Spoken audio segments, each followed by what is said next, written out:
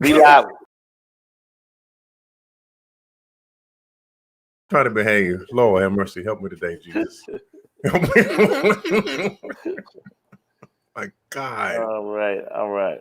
And you know what? The funny thing about it is on the little what do you call the little thing? The menu right there. Mm-hmm. I kept looking in the settings, but right there because I was looking in the setting and I was like, why is it? I'm touching the mics, but why is it saying muted? And Right. so then I looked right at the bottom menu and had that big old thing that says mute. I was like, come on, unmute. I was like, yeah, I'm sitting there looking. I was like, it was muted. I was like, this dude, really? You've been doing this for how many years now, and you still really? No, okay. I just overlooked it. That's all. Anyway, all right. Somebody get no, but it ain't me. That's all I'm saying. Hello. Look, you better hire an intern. Somebody younger than you.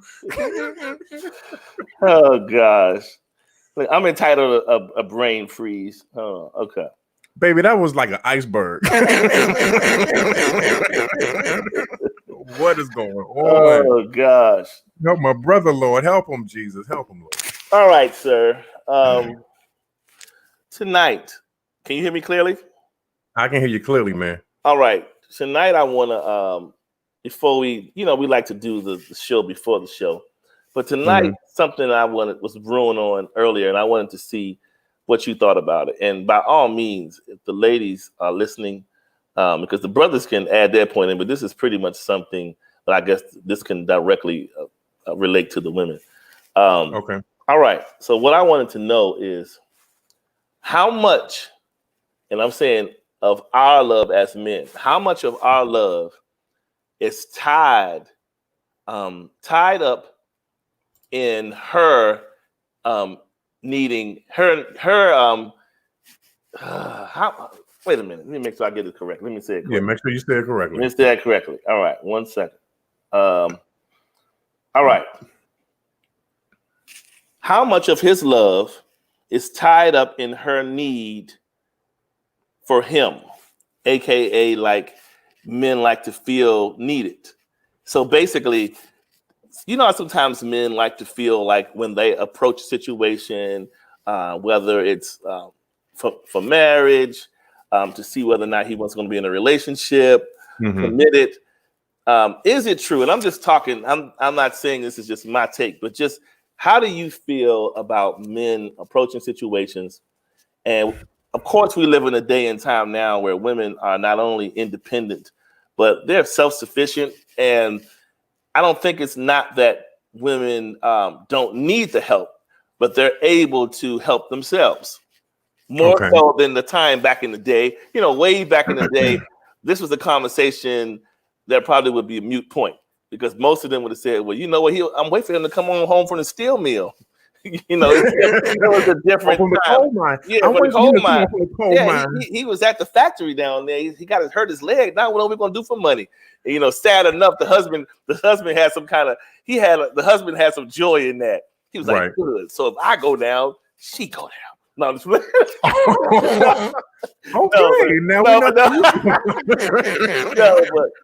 but I guess what I'm saying is in today's society, I'm trying to wonder how much of that still holds true in relationships. How when people, you know, if a man encounters a woman and she's handling her business, whether she makes above six figures or not. We all know women can put two nickels together and save and make some stuff happen, right? They know how to make stuff happen. And so with that being said, it's kind of like an oxymoron because on one hand, you'll hear men say they don't want to be played. They don't want to be taken for granted or used and all that, right? Then, so if a woman, so at what point do you draw the line? Because most women will come out the bag and they're gonna either let you know that they're handling their own business, and I guess pretty much get in where you fit in. If you see the need, you know, provide. If not, get in where you fit in and feel secure as a man. I don't have time to nurture you, right?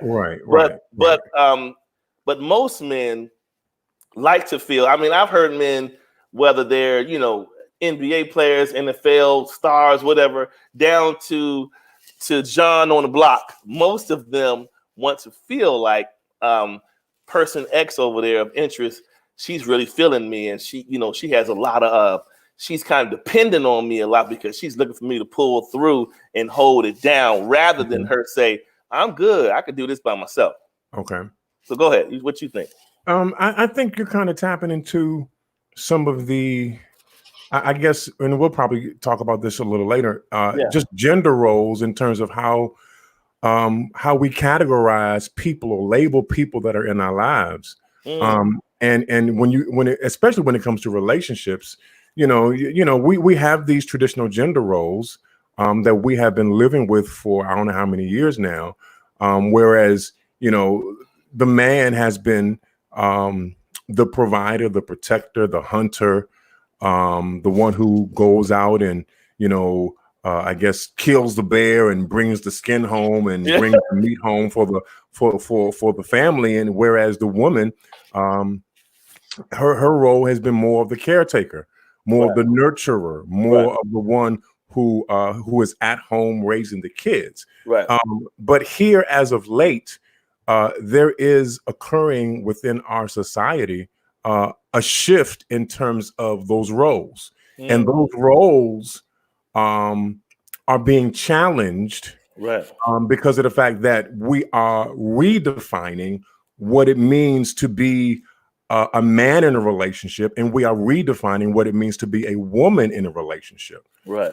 And I think a lot of times what we're having is it's literally the clash of the old with the new.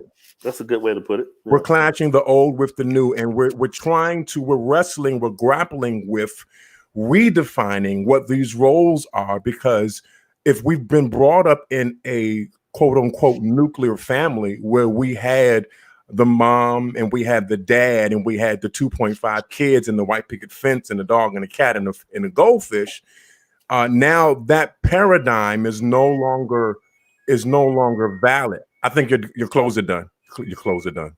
Oh, that's why I was like, I'm listening. That's from the dryer. I'm like, did you finish washing your clothes? Yeah, it'll go off.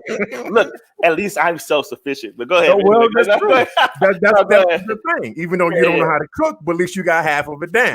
Whatever.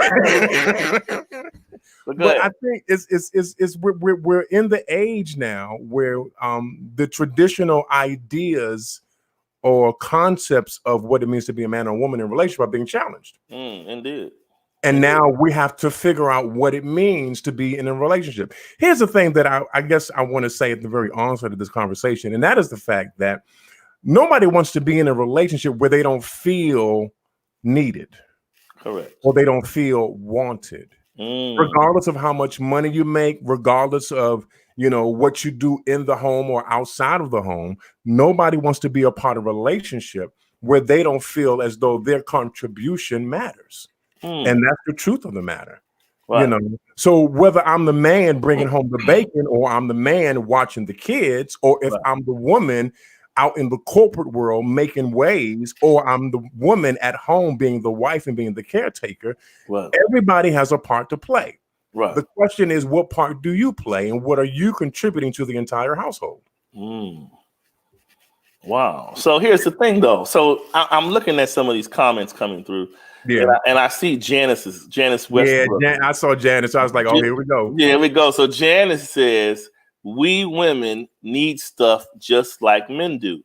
Yeah. Now, I think she says, F the challenging in the relationship. Now, Janice. But you know that's how Janice is. She said, no, I'm just kidding. Men just got very soft. So what do you think about that?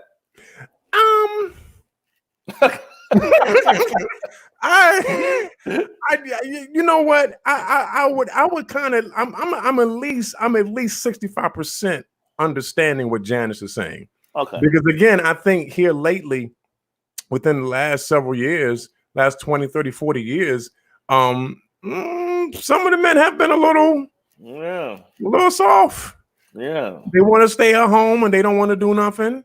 They want it's almost as if, and I think this has to do with a lot of men who did not have a father in the home for whatever reasons, as a model, as a role model. Yeah. And they looked at their mom as the one who was taking care of them. And so now they're looking for another mom to some degree to take care of them. Perfect segue.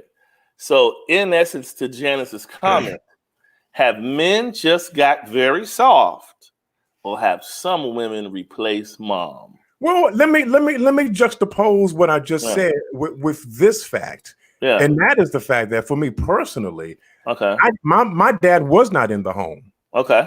But that did not take away from my masculine identity as a man. Right. I still had father figures that modeled before me what it was to be a man, or what it was to be a father, what it was to be a husband. Okay. Right.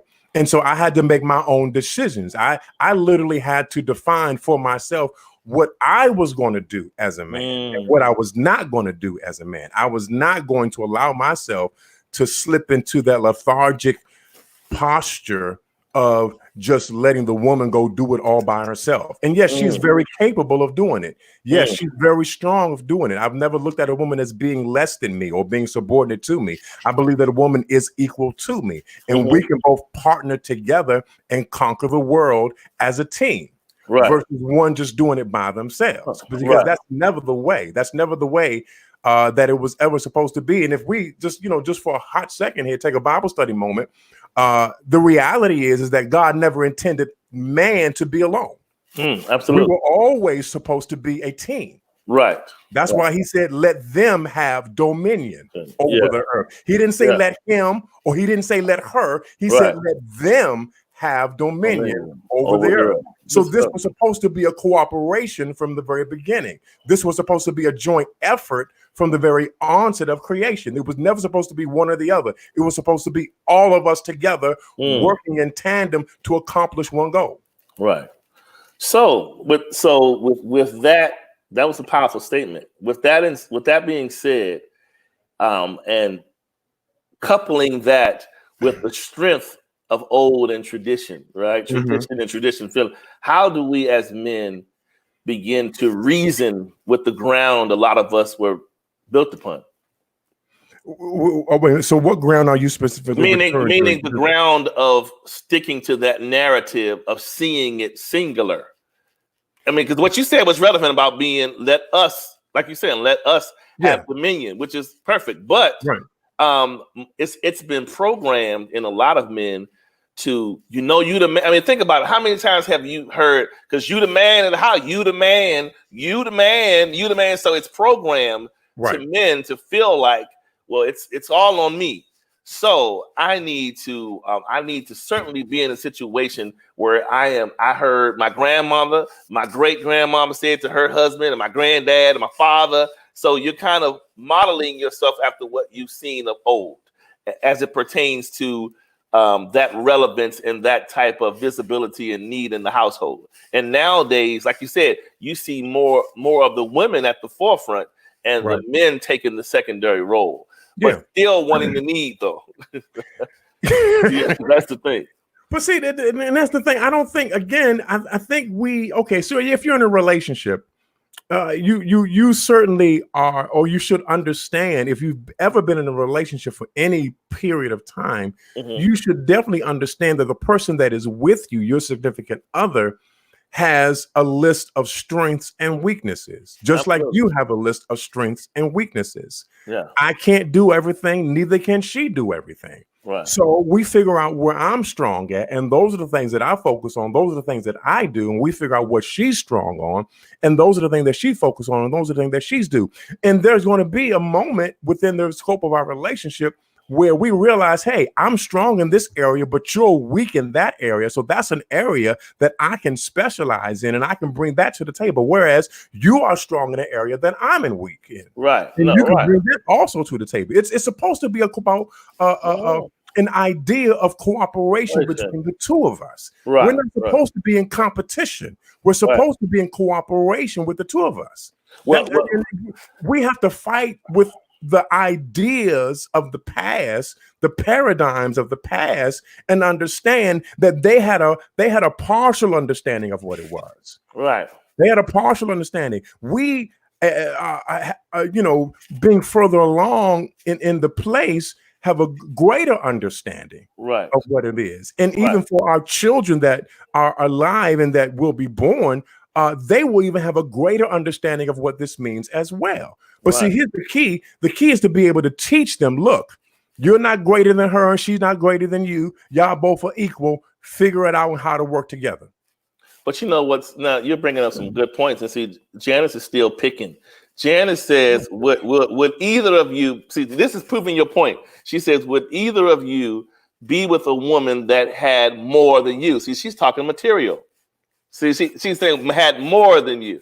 But I don't have a problem with that. Yeah, that's what I'm saying. I mean, at the end of the day, that's actually the real true reality today. Yeah. You're not I mean, just because you have more than me does not diminish my masculinity. Right. That doesn't take away from me. That doesn't subtract from me. Because again, here's the thing. I'm trying to get us to move past the materialistic aspect. And I understand that money, it answers all things. Yeah, it definitely does. Yeah. But there are some intangibles, that are worth more than money. My identity is not based upon how much money I make. My identity is not based upon how big my house is. My identity is not based upon the kind of car I drive. My identity is in me. I know who I am, and I know what I bring to the table. Right. And once I show you what I bring to the table, then you'll want to come to the table and you'll want to offer also what you have to the table. But because what you have to offer to the table is also as worthy as what I bring to the table. It's not less worthy because it comes from a woman, and it's not more worthy because it comes from a man. Yeah, that's it. I mean, you on it. But see, but unfortunately, I mean, we're not picking on Janice, so to speak, but Janice represents the truth of a lot of women, and but here's the thing. Janice was saying, she's joking and she said bull crap about you guys would be with somebody who has more than you. But let's just be honest. Today, that is the reality. Look, if we were to pull the covers back on a lot of marriages, on a lot of long-term relationships, cohabitation situations, you'll find the woman at the head of the finances. It's her home, it's her car, it's her this, that, and the other, and he is an inhabitant of that inheritance. He's just there. He's a man. Pay rent? I guess he don't pay rent. Does it cook any of the food? Yeah, and so you figure, I mean, that's a given. And again, the other key point you made was, are we to detract upon our masculinity and raise up on our femininity because of financial? I mean, does it change us because of money? And granted, look, I'm not going to lie and say I have certainly seen situations where men have had problems with women who far exceeded them financially. And that was largely because think about it. Who's going to argue with the money coming into our home? It's ours. I mean, it's her job, but it's our unit. It's our home. No one's going to argue with that question. The argument comes, I believe, with some men is when there's a certain, I want to say, a display of financial dominance, psychologically being brought out. The words that you say, the comments, the belittling, and the jabs and things. That's when I believe some men go into a shell because they feel like, so you're just going to step on me because you make more than me. You're just going to diminish who I am as a man. So I guess my question would be, it's not about a matter of money as much as it is a matter of valuing the person that I have in my life. Right. You see what I'm saying? Because if I value you, then just because I make more money than you, that doesn't make me superior to you. Right. It doesn't. Right. But then, like you said, if you make more money than me, then you walk around with an attitude, whether consciously or subconsciously, of superiority. Yeah, because you feel as though you control everything. But if we're both in this relationship and we're both equal partners, how is it that you are more superior than me or I'm more superior than you? Because now that's not an equal relationship. Right. That's a slave and a master. A dictatorship. That's a dictatorship. Yeah. Yeah. Here we go. Here's one better for you. That's a parent and a child. Yeah. Why?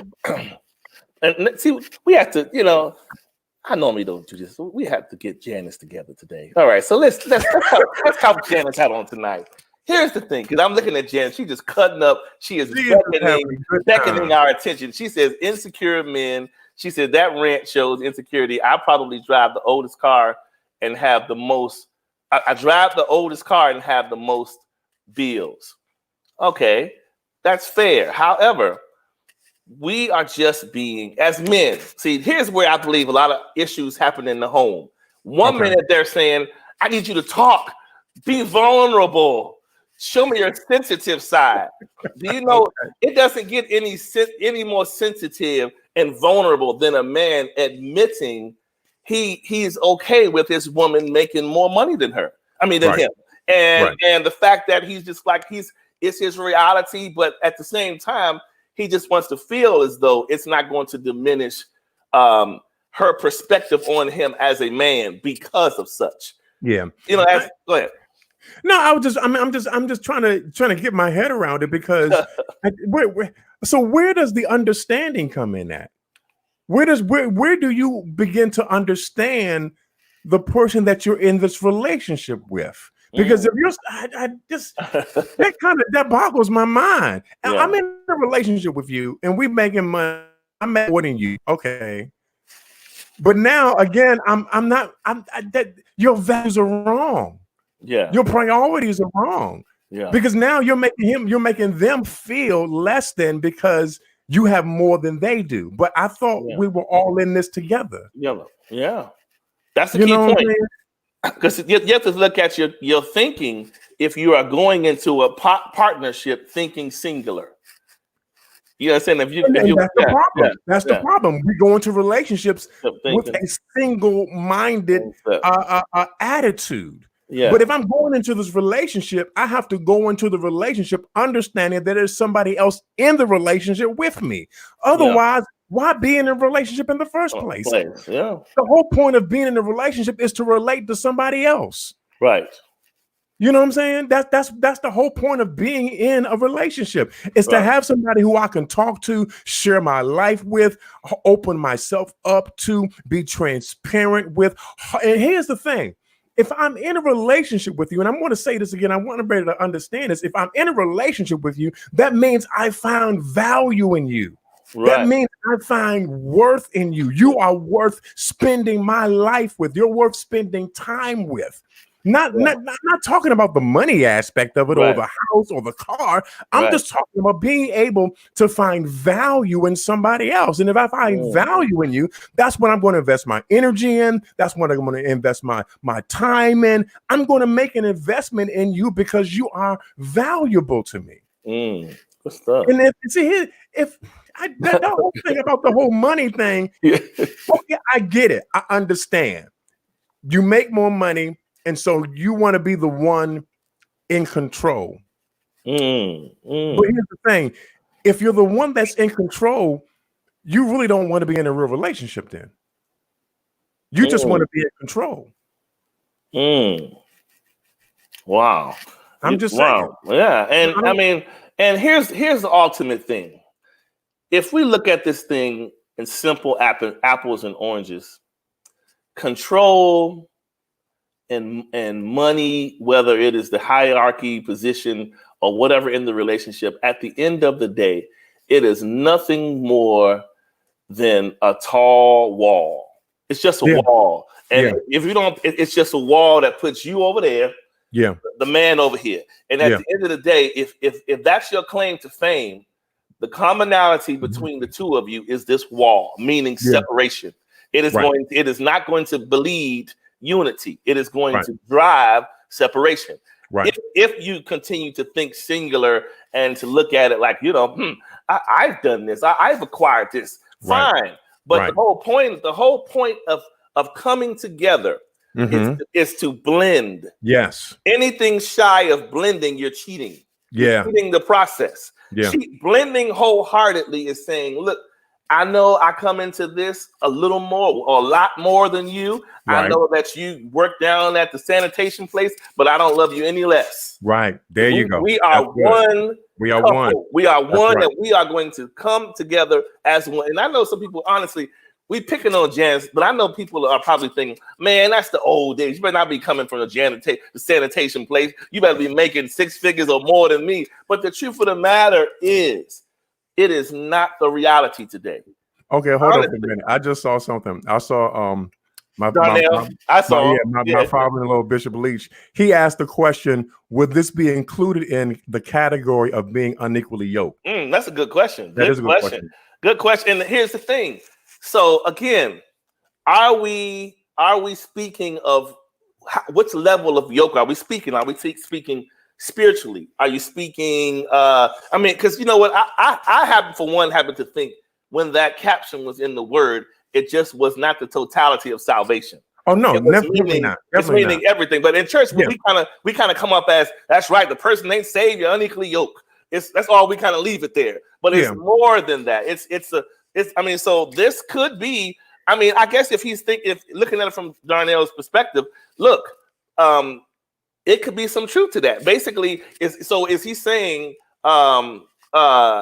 Is he saying potentially? He's saying every area. Yeah, and so I guess there either has to be a balance, right? Either has to be a balance. That's where I was going. Or balance, or a reference of compliment to the deficit. Deficit. It has I think that scripture has more to do with being in balance, than it does anything else. Yeah, and I think part of what we need to head toward, again, is one of my little principles, is just the idea of open communication with the person that you're with. Right. And even to be more specific about it, since we have brought in the idea of finances, that finances need to be a in-depth, ongoing conversation between you and the one that you're with. Yeah. So that both of you can come together and work toward a common goal. It's nothing worse, and I'm just saying this from experience. It's nothing worse than being with somebody, and then you don't know in terms of what they have financially going on. Yeah, and then you find out what's going on.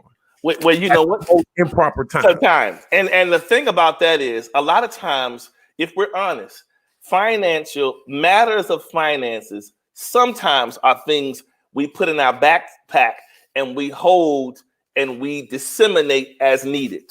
Because what comes with the transparency of the backpack is vulnerability, perspective of weakness, and and sometimes, let's just be straight.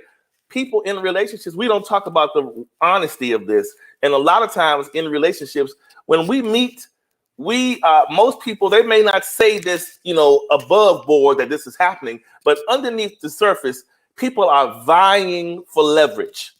How can I leverage myself to be positioned in a way of influence over this person? I want to be with them, but I need to be in a position of comfort so that I can maintain my security, my upstandingness about who I am. I get what you're saying. You know what I'm saying? And I think that's the totally wrong approach. Yeah, of course. I totally do not disagree with that approach. Yeah. You should never be trying to seek leverage in your relationship. Yeah. You know what I'm saying? Because now, again, we're straying into the area of control and manipulation. Yeah. I'm manipulating you by how much I make. Yeah. I'm manipulating you and trying to control you by what I have to offer in terms of my materials, in terms of my assets. I'm trying to influence you in a way that you'll do what I want you to do. Yeah. And again, a relationship is a partnership. Correct. It's a cooperation. It's a joint venture between the two of us. Right. You know what I'm saying? So again, I want to reiterate one more time that open communication, constant communication is going to be the way that you develop infrastructure within your relationship to be able to do what you need to do. That's it. Without the infrastructure of communication, you can't go anywhere. You can't do anything. You're stuck. Yeah. And I want to say this too. I want to make this very clear too as well. We need to be open and honest with each other, even to the point where we are fully disclosing what we need to disclose without fear of retaliation or retribution.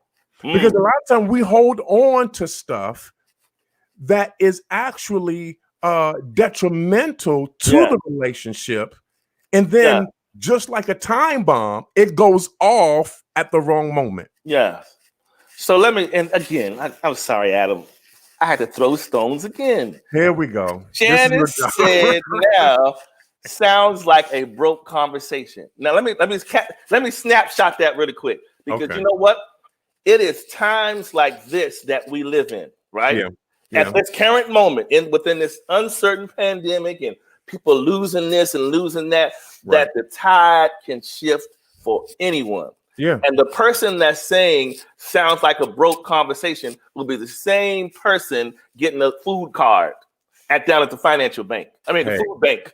It can. Right. I'm not necessarily saying Janice. I'm just saying in general. Right. Today you can have it. Tomorrow you won't. And Right. that's why at the end of the day, humility is our strongest Absolutely. forefront, because money can fade away. Absolutely. Looks can fade away. You can lose weight, gain weight. All of that stuff doesn't matter. You have to have humility. That is the thing that we should build our foundation upon mutually and grow together. I mean, don't get me wrong.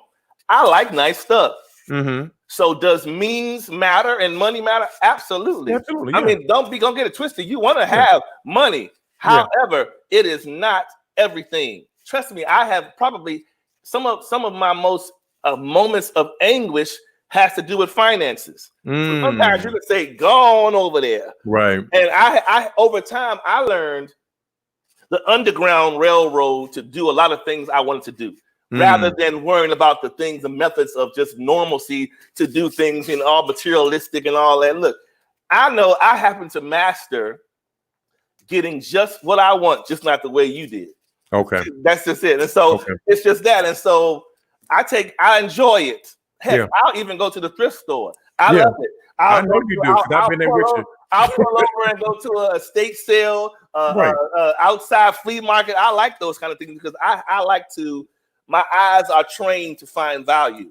So that's what I do. So that's what I'm saying. So it's different. We have to get to this point that we stop allowing finances or different things of means to kind of be our psychological boxing gloves, because that's what they are. Here's my job.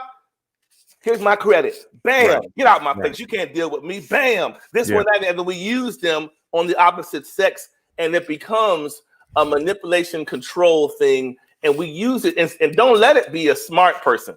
If a person is a smart person, listen, a smart person can be a brilliant problem. And you don't want a brilliant problem. Wow. You want a humble blessing. You want the person to be smart. You want to be brilliant, but be humble in it. That's all. But what happened to helping the person that you know doesn't have what you have? Adam, it is not. We have moved away from helpmate, and now it's become hurtmate. Or hate mate. But anyway, it's hate mate. Let me just add something to what you were talking about, the humble aspect of it all. And I'm gonna say a word, and it's a bad word in today's society, because we are very well, I don't want to say we're haughty. We're not necessarily haughty, but we're definitely high-minded. High-minded. Yeah. Okay. And humble, along with humbleness, I think, and this is not just, I'm not just talking necessarily to women, but I'm talking to men. Yeah. And that's the word submission. That it's you want somebody to be submitted to you, but you don't want to submit to somebody. Here's the reality is that if you can't submit to somebody, nobody's going to submit to you. Yeah. And so in my relationships, I can't speak for nobody else, but in my relationships, right, I value my ability to be submitted to somebody else. Because again, they have some things that they are strong in that I'm weak in. They have some avenues that are available to them that I don't have. Right. And so the reality is that if I submit myself to them, brothers, men, fathers, if I submit myself to them, then I make myself available to the same strengths. Oh my goodness. Whew, I just caught that right there. If I submit myself to them, then I make myself available to their strengths and their benefits, just like they make themselves available to my strengths and my benefits. Correct. And that's how, again, ladies and gentlemen, people of the court, that's how we're going to make it through these times, by learning how to submit to each other, not just one particular gender or not just one particular demographic, but everybody learning the principle of submission one to another. That's it. But in order to get there, it takes humble spirits. It does. Yes, it you does. will not get there with haughty spirits. Humble spirits. Not at all. That's it. Not at all, man. So man. Well, that's good stuff, sir. This is perfect timing. We are right at the top of the hour. This is a true pre-show before the show. So that was good. But this is awesome, man. This is great. This is what this stuff is all about. And getting to this, I don't know why this particular topic was on my mind today. That's why when I thought about it, I was like, this would be positioned perfect for Mr. Ford. But I think it's appropriate. I think it's appropriate. I just want to spur people to have really honest communication. I mean, look, you're with your significant other now. Anyway, you under quarantine. Yeah. You might as well take a moment now to have a discussion about what you're going to do after the quarantine lifts. Yes. And Mr. Ford, but before we leave really quick, why don't you give a shout out to what you do every other Sunday and where it can be found, sir? I ain't doing nothing every other Sunday. Yeah, that's why. No, on every other Sunday, the way that it's set up is I'm actually presenting the Word of God at Triumph Community Church. That's located in Bolingbrook, Illinois.